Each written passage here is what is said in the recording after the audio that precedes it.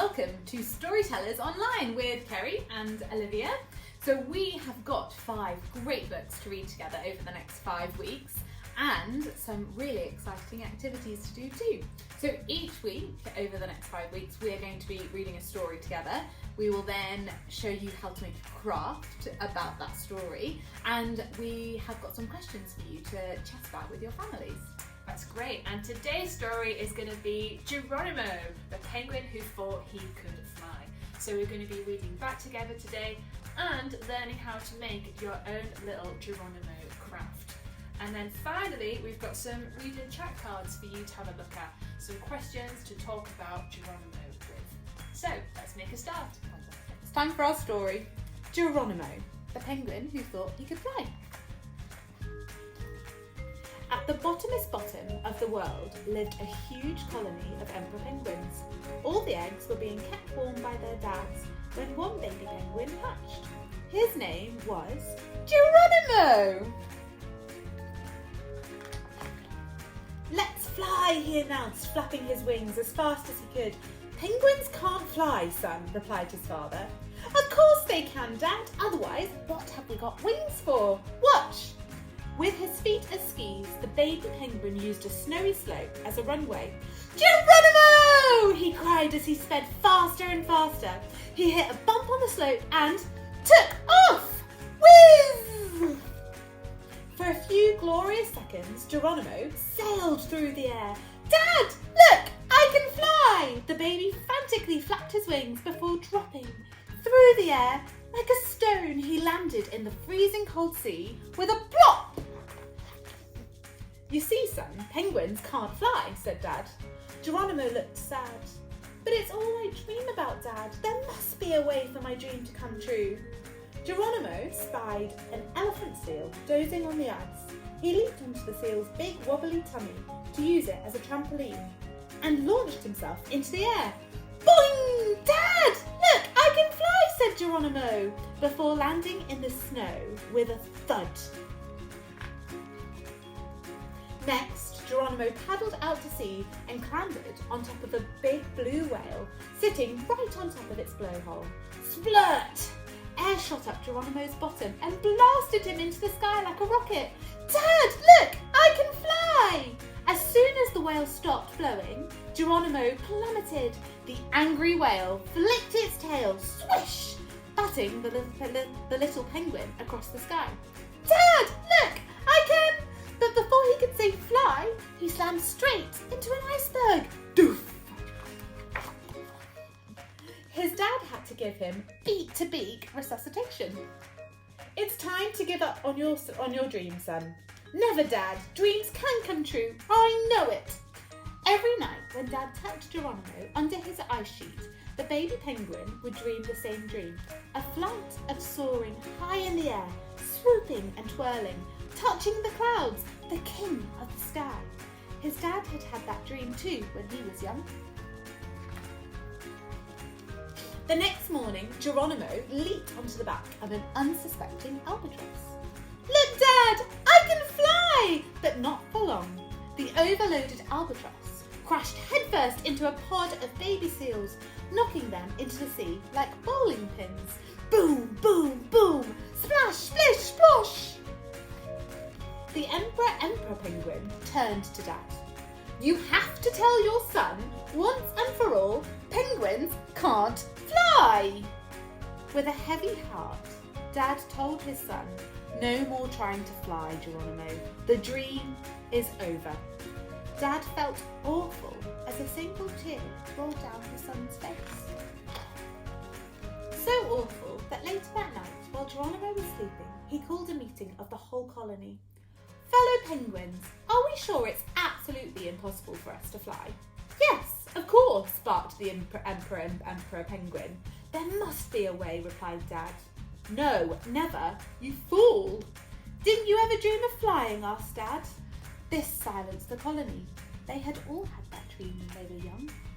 "Let's put our bird brains together and see," said Dad. That's exactly what they did. By the sun came up, the colony had a plan.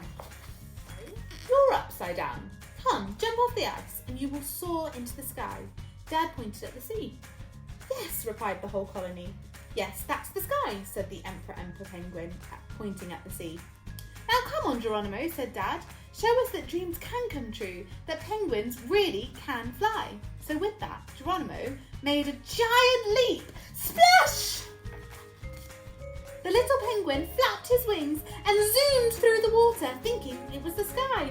I can fly! I can fly! I can fly! He yelled. On Dad's signal, the colony dived in too. Splish, splash, splosh!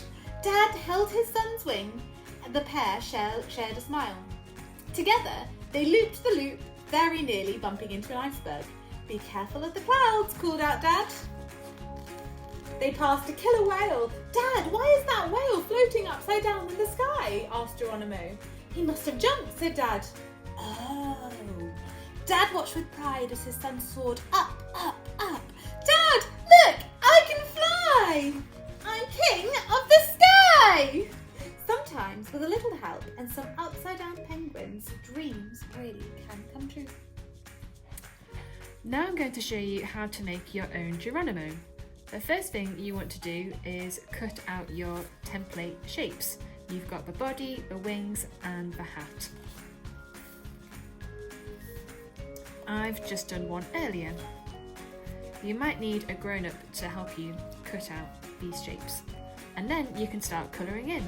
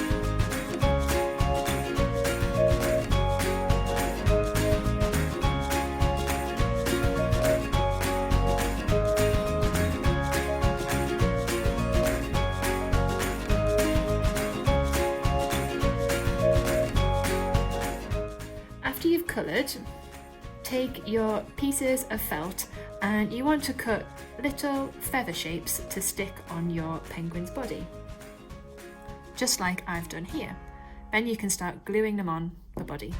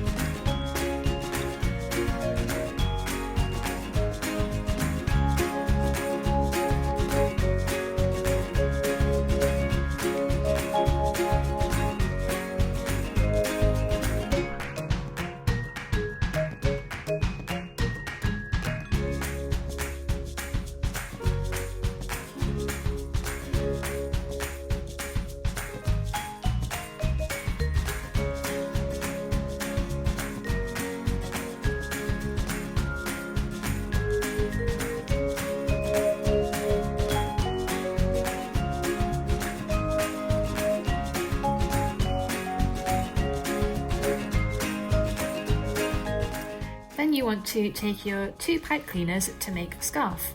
All you want to do is twist them together like this.